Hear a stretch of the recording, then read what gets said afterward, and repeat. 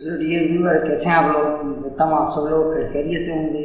मैं हूं देव परमार, आप देख रहे हैं मेरा यूट्यूब चैनल टीचिंग आइडियाज़।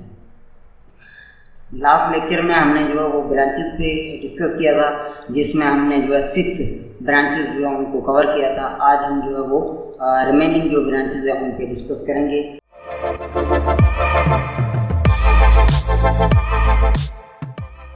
और 7th नंबर जो रिमेनिंग ब्रांच है जेनेटिक्स का जो टर्म है ये भी ग्रीक पीरियड से लिया गया है और वो टर्म है जेनेसिस।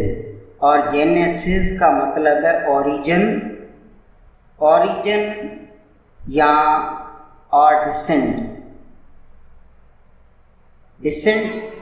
वर्ड का जो मतलब है वो ओरिजिन और डिसेंट। ओरिजिन का मतलब है डेवलप होना, जाहिर होना, उभरना। क्या उभरना?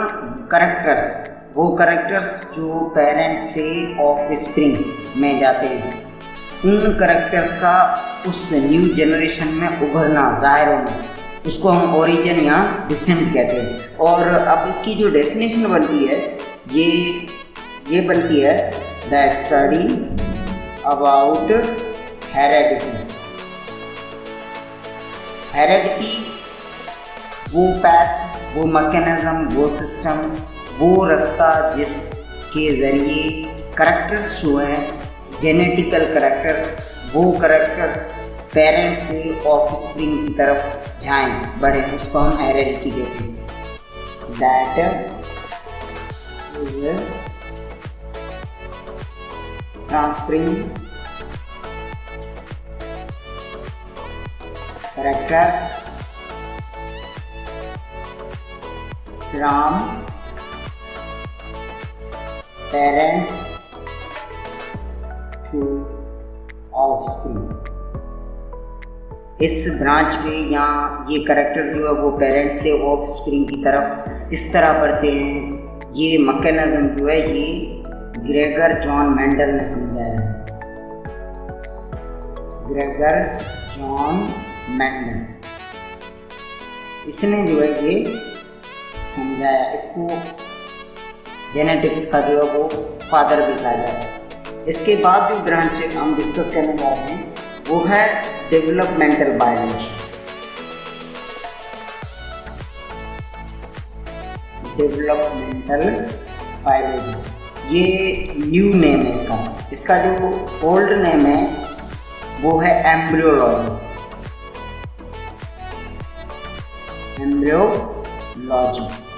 और इसको हम जो है प्रोग्रेसिव बायोलॉजी भी कहते हैं। Progressive biology, developmental biology, progressive biology, ये दोनों इंग्लिश के टर्म है। एम्ब्रियोलॉजी जो टर्म है वो ओल्ड जो अब इस्तेमाल नहीं हो रहा, ये जो है ये ग्रीक टर्म से लिया गया है। और एम्ब्रियोलॉजी ग्रीक टर्म से जो लिया गया है वो वर्ड है एम्ब्रियन। एम्ब्रियन से लिया गया है वर्ड इंग्लिश का एम्ब्रियो, जिसका मतलब है यंग वन। यंग वन का मतलब है जिस जानदार का न्यू बर्थ होता है, तो बर्थ के टाइम पे जो होता है जानदार, उसको भी हम यंग वन कहते हैं। तो ये यंग वन का टर्म जो है ये एम्ब्रियो इंग्लिश और ये लिया गया एम्ब्रियन, ये टर्म है जहाँ से जो है ये लिया गया। और अब डेवलपमेंटल बायोलॉजी या ये चीज़ें क्या है? अच्छा, इसकी डेफिनेशन बनती है the study about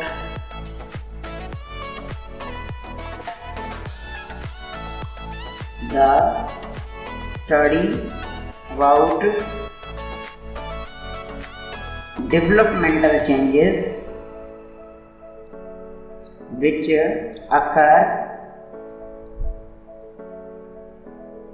after the formation of zygote to being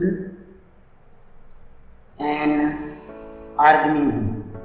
जो जानदार बड़ा हो रहा है, जानदार डेवलप हो रहा है, उसके अंदर जो चेंजेस आ रही हैं उन्हें हम डेवलपमेंटल चेंजेस कहते हैं। इन चेंजेस के बारे में हमें जो स्टडी प्रोवाइड करती है उसे हम एम्ब्रियोलॉजी, प्रोग्रेसिव बायोलॉजी या डेवलपमेंटल बायोलॉजी कहते हैं। ये चेंजेस कब आती है? ये चेंजेस आती है आफ्टर फॉर्मेशन ऑफ जायगोट। इसका क्या मतलब है? जायगोट बनने के बाद, जायगोट बन गया, अब ये जायगोट कन्वर्ट होगा एम्ब्रियो में, और एम्ब्रियो जो है वो कन्वर्ट होगा यंग वन या ऑर्गेनिज्म में। मैं आपको यहाँ पे एक एग्जांपल देता हूँ। ये देखिए, सबसे पहले एक फीमेल की साइड पे और मेल की साइड पे स्पर्म, ये जब दोनों मिलते हैं या स्पर्म जब फर्टिलाइज करता है एक को, तब बनता है जायगोट। जायगोट बनने के बाद, जब जायगोट बन गया तो इस जायगोट में अब जो चेंजेस आएंगे एम्ब्रियो तक, एम्ब्रियो के बाद यंग वन तक, एक जानदार बनने तक, इन चेंजेस को हम डेवलपमेंटल चेंजेस कहते हैं।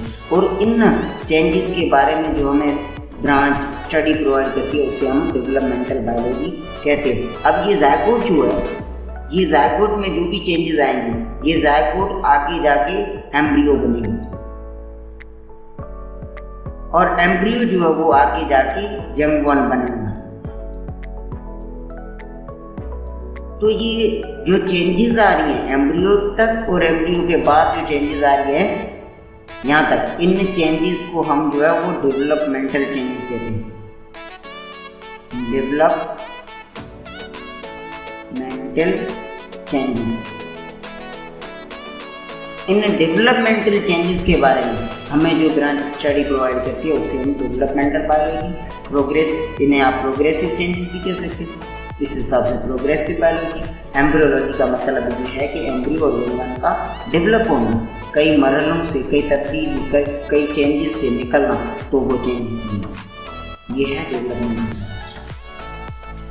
अच्छा, इसके बाद जो हम डिस्कस करने जा रहे हैं 8th नंबर, वो है इन्वायरमेंटल बायोलॉजी। इन्वायरमेंटल बायोलॉजी को ओल्ड पहले इकोलॉजी पढ़ते थे, अब भी पढ़ रहे हैं इकोलॉजी, और ये तो इंग्लिश का टर्म है। ये टर्म जो पुराना है इकोलॉजी, जो सिलेबस में नहीं आ रहा, ये टर्म ग्रीक लैंग्वेज से लिया गया है, और ग्रीक टर्म का वो टर्म है ओइकोस। ओइकोस का मतलब है होम और इन्वायरमेंट, वो रिहाइश, वो जगह जहाँ पे जानदार की सारी ज़रूरतें पूरी हों, तो उसे इन्वायरमेंट या होम कहा जाता है। इसी से जो है ये इको वर्ड लिया गया, जिसका मतलब है इन्वायरमेंट या होम, और लॉजी का मतलब है वो स्टडी। तो इसकी जो डेफिनेशन बनती है, the relationship of living things के जो रिश्ते हैं, जो कनेक्शन है, जो रिलेशन है with non living factors of environment. Environment जो है उसके जो नॉन लिविंग फैक्टर, जैसे गैसेस हैं, सोयल है, सोयल पार्टिकल्स हैं, या और जो भी गैर जानदार चीज़ें जो माहौल में आ जाती हैं, इन्वायरमेंट को बनाती हैं, तो उन फैक्टर से लिविंग थिंग्स का जो रिलेशन है, जो कांटेक्ट है, और ये एक दूसरे पे अफेक्ट भी करते हैं, and their affects on each other.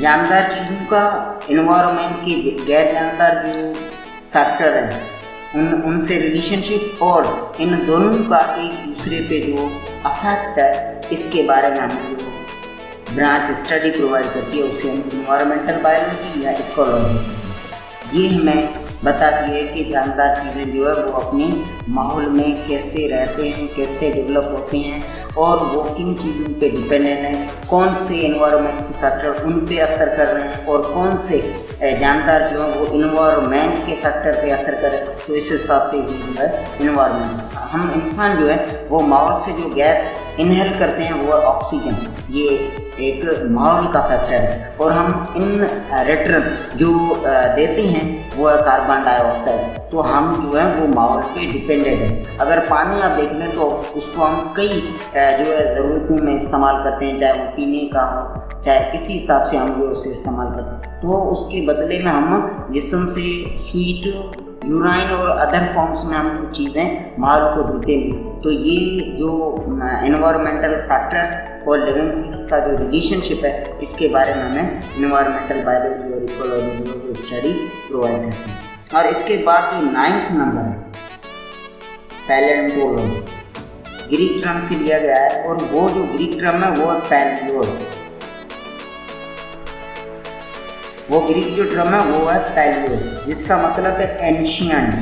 Ancient के मतलब है कदीम, वो जानदार जो पहले मौजूद थे और अब नहीं। दूसरा जो टर्म है वो ऑन्टोस।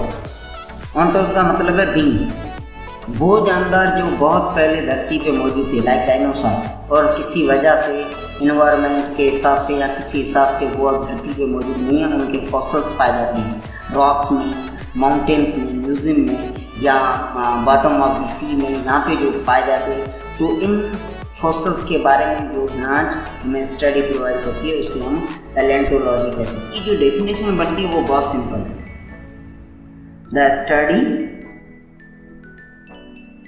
About those organisms which were present in remote past।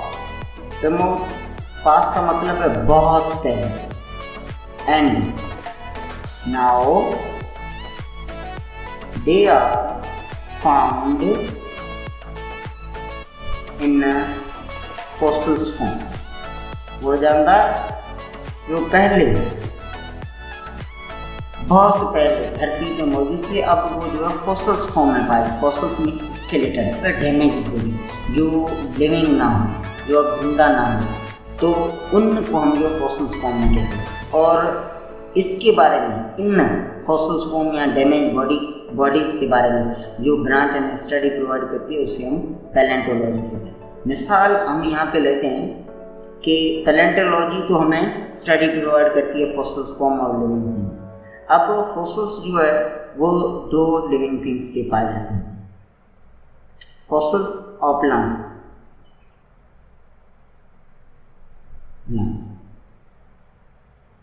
तो प्लांट के फॉसिल्स के बारे में जो हमें स्टडी प्रोवाइड करती है उसे हम कहेंगे पैलियो बॉटनी। ये हमें प्लांट फॉसिल्स के बारे में स्टडी प्रोवाइड करती है। और फॉसिल्स ऑफ एनिमल्स, वो जानदार लाइक डायनासोर जो पहले मौजूद थे अब नहीं है, तो इससे हम पैलियो जूलॉजी, ये हमें एनिमल्स के फॉसिल्स के बारे में जो वो स्टडी प्रोवाइड करती है। तो इस हिसाब से पैलेंटोलॉजी के इंटरनली 2 सब ब्रांचेज में जो है वो डिवाइड होती है, जिस एक को पैलियो बॉटनी और दूसरी को पैलियो जूलॉजी। 11 नंबर जो हम ब्रांच डिस्कस करने जा रहे हैं वो है biotechnology, advance and modern branch, modern science, biotechnology.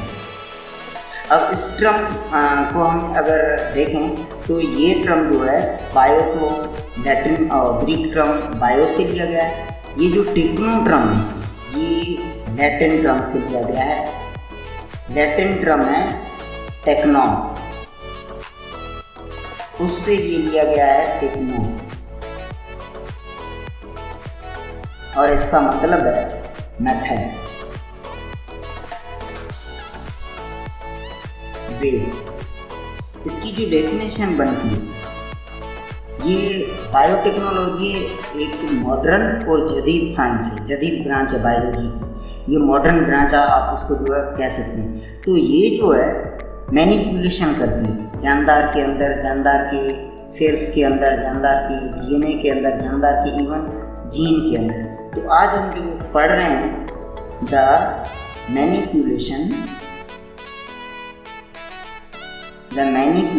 Manipulation का मतलब है छेड़छाड़ करना, हेरा फेरी करना, उसकी ऐसी हेरा फेरी करना कि उस जीन का या डीएनए की स्ट्रक्चर चेंज हो जाए या उसके अंदर उसका लोकेशन जो है वो चेंज हो जाए। तो the manipulation of gene to bring changes in structure or location of gene to achieve desirable characters. For the welfare of human beings and other living things. हम जीन के अंदर जो है वो हेराफेरी करें, जीन के अंदर जो है हम छेड़छाड़ करें ताकि उसकी स्ट्रक्चर में और उसके लोकेशन में जो है वो तब्दीली आए, और इस तब्दीली आने से हमें अपनी जो है वो डिज़ायरेबल जो हम ख्वाहिश रख के जो चेंज कर रहे हैं, जो उसकी स्ट्रक्चर में जो लोकेशन में हम चेंज कर रहे हैं ताकि हमें जो ख्वाहिश की खासियत है वो हासिल हो, और इससे इंसान का भी भला होता है और अदर लिविंग थिंग्स का भी। बहुत सारी चीज़ें जो हैं वो इस तरीके से, इस मेथड से जो है हासिल की जाती हैं। तो वो इसी हिसाब से ये जो मेथड या वे जो जानदार चीज़ों के अंदर लगाए जा रहे हैं, इसी हिसाब से ये टर्म बना है bio living things techno changes study. वो मेथड्स, वो चेंजेस, वो तब्दीलियाँ, वो छेड़छाड़ जो लिविंग थिंग्स में की जाएँ, लिविंग थिंग्स के अंदर की जाएँ, लिविंग थिंग्स के सेल्स में की जाए ताकि डिज़ायरेबल कैरेक्टर्स हासिल की जा सके। इसी को हम एडवांस मॉडर्न बायोटेक्नोलॉजी जो है वो कहते हैं। मिसाल के तौर पे अगर आप देख लें, कई सारी मेडिसिन्स हैं जो ग्रोथ हार्मोन है, या स्पेशल जो आप प्रोडक्ट देख लें तो इंसुलिन जो है जिसको हम ह्यूमेलिन भी कहते हैं,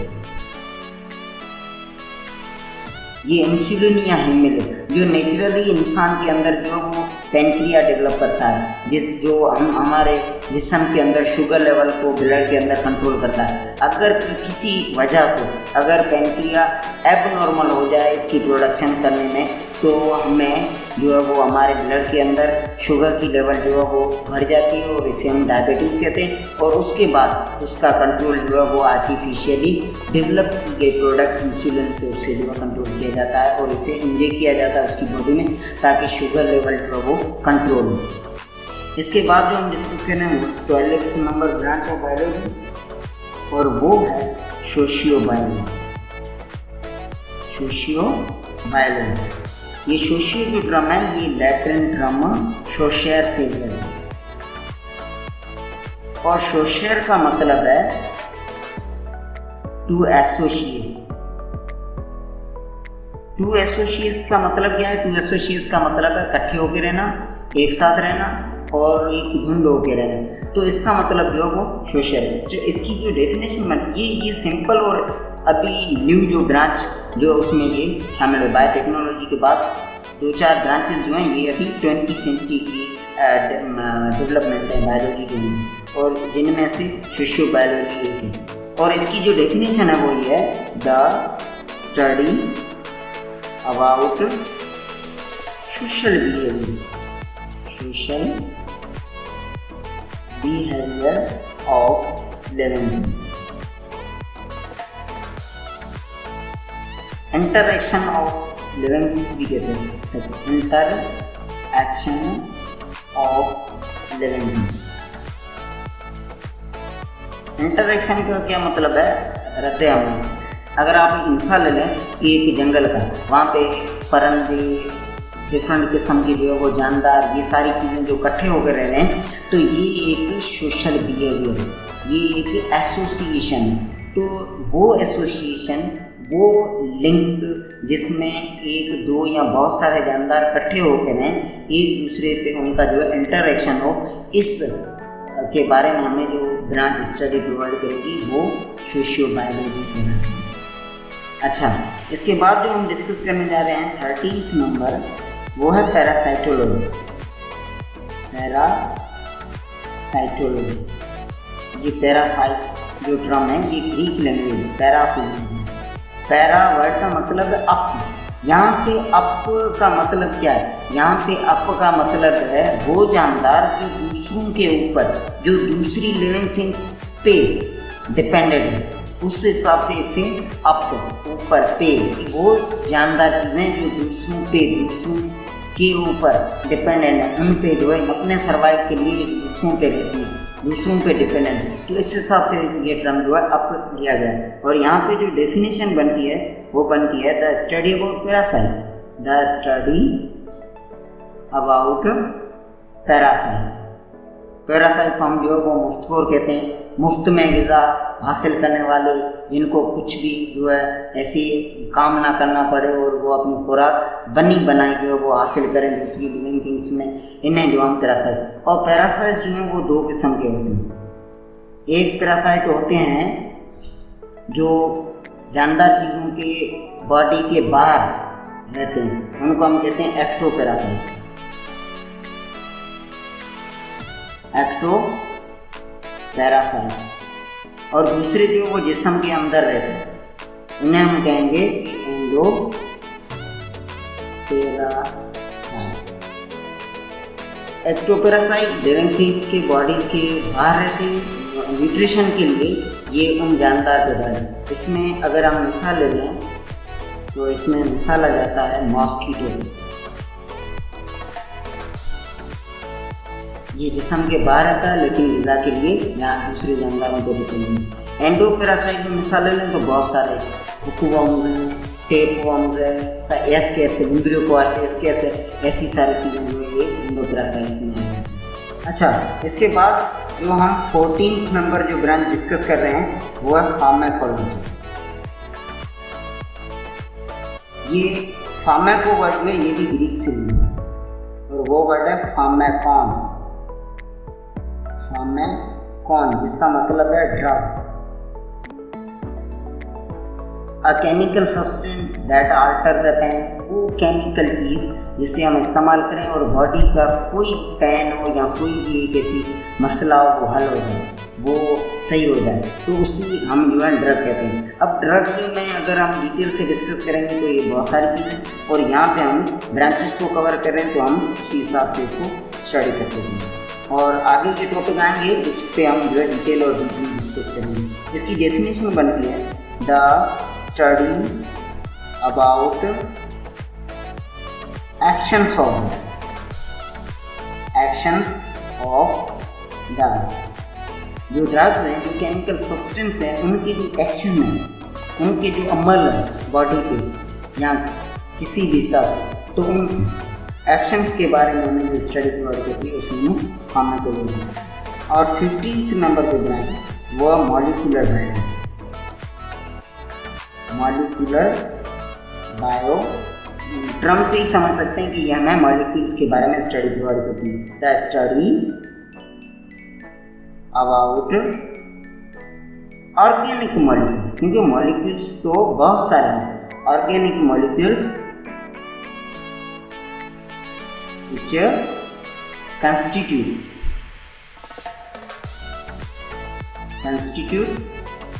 organelle सेल। वो मॉलिक्यूल, ऑर्गेनिक मॉलिक्यूल ही सेल और ऑर्गेन को जन्म देते हैं। अगर आप मिसाल ले लें तो माइटोकॉन्ड्रिया, बॉडी बॉडी, ये जो है ये मॉलिक्यूल्स के बने हुए। अच्छा, जब एक ऑर्गेनिक मॉलिक्यूल फंक्शनल हो जाता है तो उसे हम ऑर्गेनेल कहते हैं। और जब ऐसे ऑर्गेनेल का जो ग्रुप है जिस पे एक मेम्ब्रेन बन जाती है और वो एक फुली इंडिपेंडेंट फंक्शनल हो जाता है तो उसे हम सेल। मॉलिक्यूल का मतलब है वो मॉलिक्यूल जो सेल्स या ऑर्गेन के जो है ऑर्गेनेल के इस्तेमाल में, हम जो भी ग़िज़ा खाते हैं, हम जो भी खुराक खाते हैं उसमें हमें ऑर्गेनिक मॉलिक्यूल ही मिलते हैं। हमारे ग़िज़ा को आप ऑर्गेनिक मॉलिक्यूल वो कह सकते हैं क्योंकि वो हमारे सेल्स और बॉडी के यूजेबल, वो इस्तेमाल के काबिल हैं। तो आज का लेक्चर जो है वो हम यहीं पे ख़त्म करते हैं और ब्रांचेस का टॉपिक जो है ये कंप्लीट हुआ और आगे हम जो है न्यू टॉपिक के साथ जो है बहुत जल्द हाजिर होंगे। और आपसे गुजारिश है लास्ट में, अगर आपने अभी तक मेरा चैनल जो है वो सब्सक्राइब नहीं किया है तो आप सब्सक्राइब कर लें और बेल आइकन को दबाएं ताकि इससे लेक्चर जो है उनका नोटिफिकेशन आपको